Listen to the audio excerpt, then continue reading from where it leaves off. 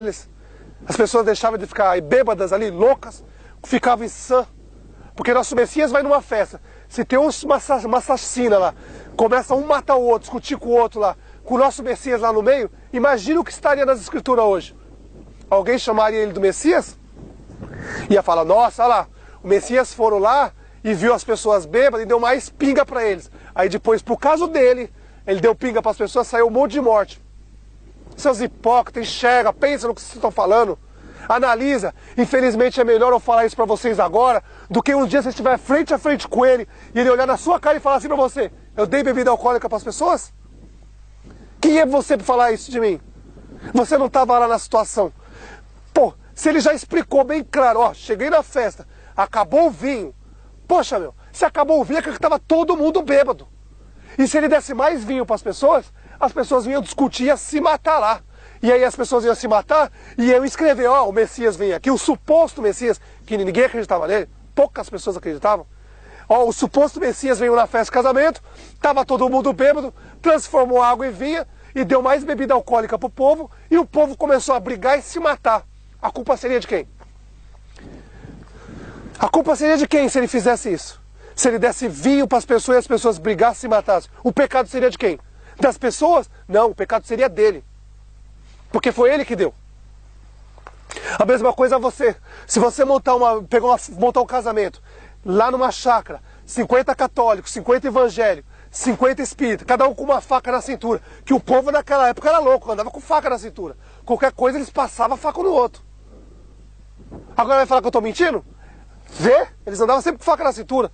Aí imagina, numa festa de casamento, todo mundo bêbado, discutindo sobre religião, e o bicho pegando, aí o Messias chega, olha todo mundo bêbado. A primeira fala com ele é a mãe, ó, filho, acabou a pinga, a vinho deles aí, ó, tá todo mundo bêbado. Porque se você chega numa festa, acabou o vinho, porque tá todo mundo bêbado. Tava todo mundo louco lá. O Messias olha e fala, ó, raça de víboras mesmo, meu. Como é difícil esse povo. Eu nem cheguei na festa, já não tem mais vinho, tá todo bêbado já. Devia ser de tarde ainda, devia ser de tarde. Tava todo mundo bêbado.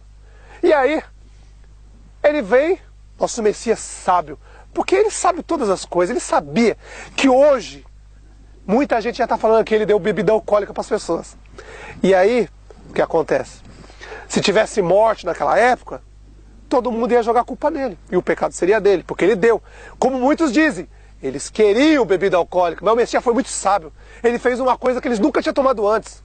Da mesma forma que ele tocava no óleo das pessoas, as pessoas voltavam a enxergar, tocava no corpo das pessoas, as pessoas começavam a andar, a mesma coisa ele fez naquela água, ele fez alguma coisa ali muito forte, que quando as pessoas beberam, esquecia de tudo, nem lembrava mais que estava bêbado, nem lembrava que estava no casamento.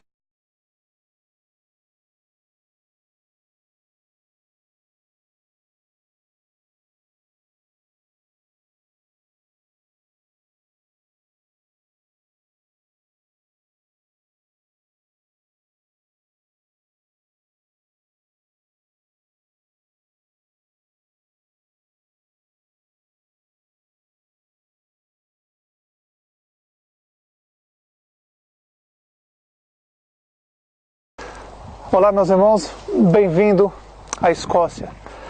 Hoje eu estou aqui em Edimburgo, em Hoseley Chapel, onde os cavaleiros templários fugindo do Império Romano vieram aqui em Hoseley Chapel e montaram esse prédio, esse templo, ou igreja como eles dizem.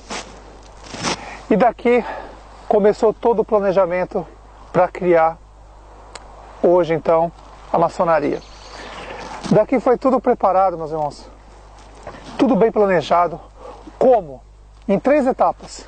Primeiro, criar um sistema religioso para pegar todas as pessoas e colocar dentro do sistema deles.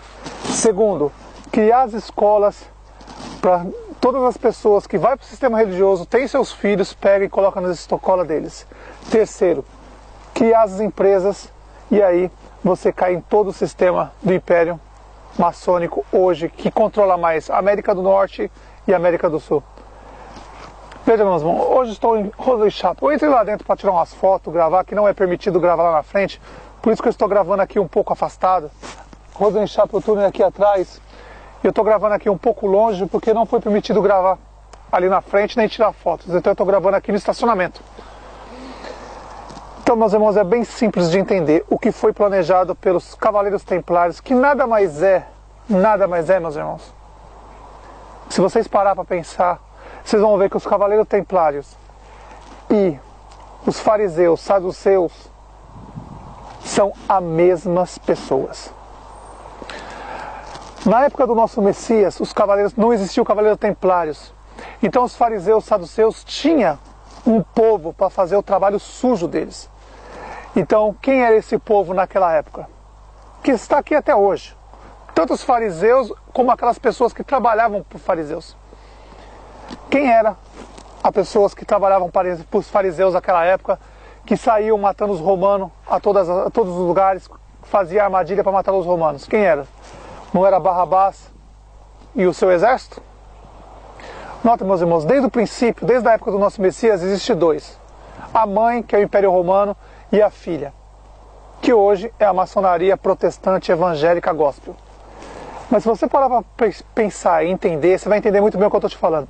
Quando os fariseus, saduceus, na época do nosso Messias, estavam lá, ele tinha que ter alguém para fazer o trabalho sujo deles. E quem que eles usavam para fazer o trabalho sujo deles? Era Barrabás, com o seu exército. E dali, meus irmãos, aconteceu uma coisa que até hoje está oculta. Mas hoje vai ser, eu vou tirar isso, vou mudar isso que está acontecendo. Há mais de 1900 anos ele vem ocultando isso, dizendo que a perseguição do Império Romano aos cristãos era por causa do nosso Messias, ou por causa da religião, ou por causa do Evangelho do nosso Messias. Veja o que esses fariseus, saduceus aprontaram naquela época. É bem simples de entender. Naquela época o Império Romano tinha um respeito muito grande pelo nosso Messias e os seguidores do Messias. Tanto é que se você pegar em todas as escrituras, você vai ver que os romanos, muitos deles, iam falar com o nosso Messias, pedir ajuda, conversar com o nosso Messias e escutavam a palavra do nosso Messias. Muitos acreditavam no nosso Messias. Os fariseus, saduceus naquela época odiavam o nosso Messias, desde o princípio. Desde o princípio eles odiavam o nosso Messias. Então os fariseus, saduceus, naquela época, juntaram Barrabás e começaram a fazer a guerra com o Império Romano. E toda vez que o Império Romano cercava eles, eles diziam que eram seguidores do Messias. E aí o Império Romano não sabia se eles eram seguidores de Barrabás, dos fariseus, saduceus, ou se eles eram seguidores do Messias, então eles deixavam ir. E o que acontecia? A hora que os romanos deixavam eles ir e davam as costas, essas mesmas pessoas que o Império Romano soltava, pegavam as suas espadas e matavam os soldados romanos. Aí que começa o grande problema, meus irmãos. Desse tempo, muitas vezes mesmo, toda vez que o soldado romano parava o nosso Messias,